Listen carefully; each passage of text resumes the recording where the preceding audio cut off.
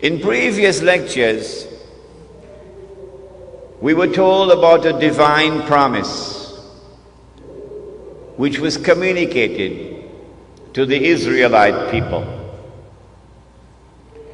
that Allah was going to send a prophet who would be known as Al-Masih, the Messiah, and who would rule the world with justice, confirmed by Nabi Muhammad alayhi salatu wasalam. He would be Hakimun Adil. He would rule the world with justice. From the throne of Nabi Dawood alayhi salam, the Prophet David, and with a rule which would be eternal. But when that promise was communicated, the Israelites were out there in Babylon, and the Holy Land was occupied. The Israelite people understood that if the Messiah was to fulfill this divine promise, there were certain logical implications which followed. Number one, that he would have to liberate the Holy Land. Number two, that he would have to bring the believers back to the Holy Land to reclaim it as their own. Number three, that he would have to restore the holy state of Israel, founded by David and Solomon, Allah's blessings be upon them. And number four, that this holy state of Israel would have to become once again the ruling state in the world. And then the Messiah could rule the world from the throne of David alayhi salam, with a rule which would be eternal.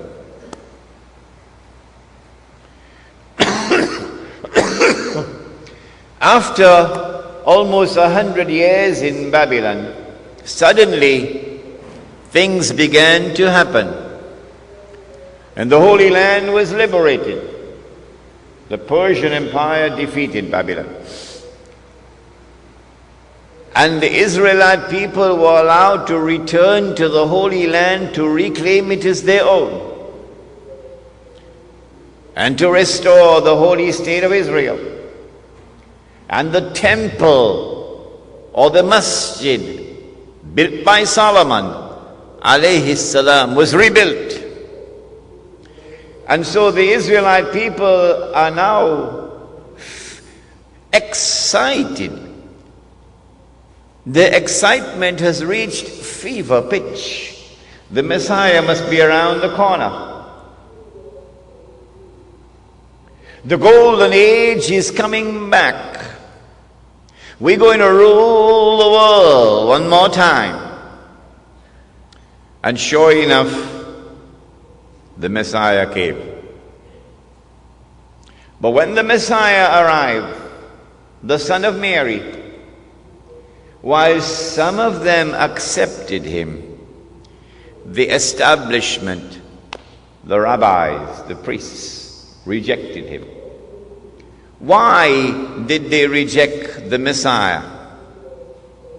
Answer: because Allah tested them. And because they were seeing with only one eye, they failed the test. They said, وَنَعُوذُ بِاللَّهِ مِنْ هَذَا, they said that his mother had committed that enormous sin. And they said that this baby was a bastard. If they had seen with two eyes, with the internal eye, then they would have known, oh no, appearance and reality were completely opposite to each other with this baby. That she was still a virgin when she gave birth to the baby. But they did not see with the internal eye. And today's lecture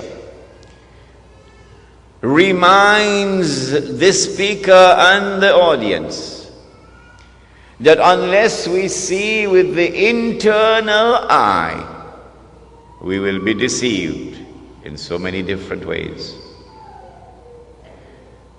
And then when they saw him die on the cross before their very eyes, he could not have been the Messiah. Why? He's dead. He's dead. And the Holy Land is under Roman occupation. He's dead.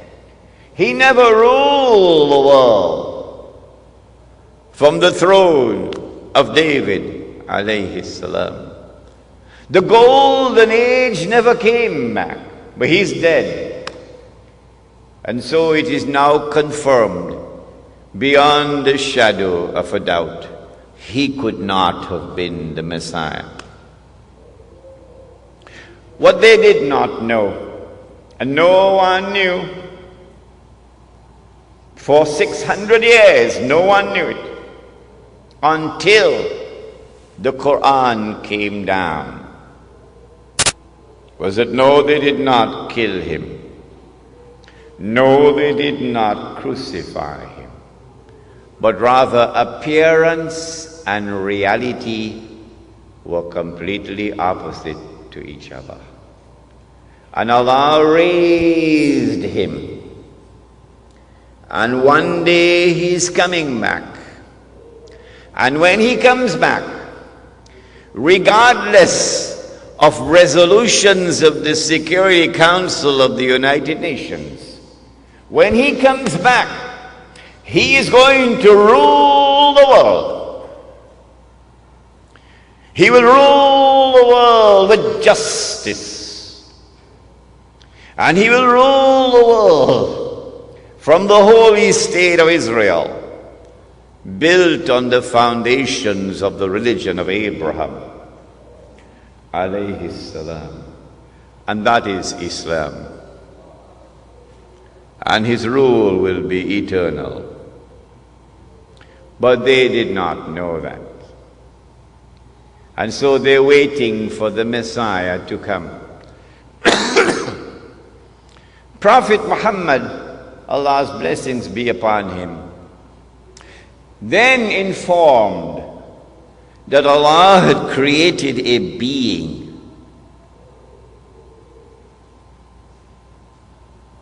and Allah had committed to that being the mission of impersonating the Messiah, pretending that he is the Messiah. So he is the great pretender. And that he is known as Dajjal. Al-Masih al-Dajjal. Dajjal, the false Messiah, or the Antichrist. Dajjal means one who deceives. And so the Antichrist has a PhD in deception.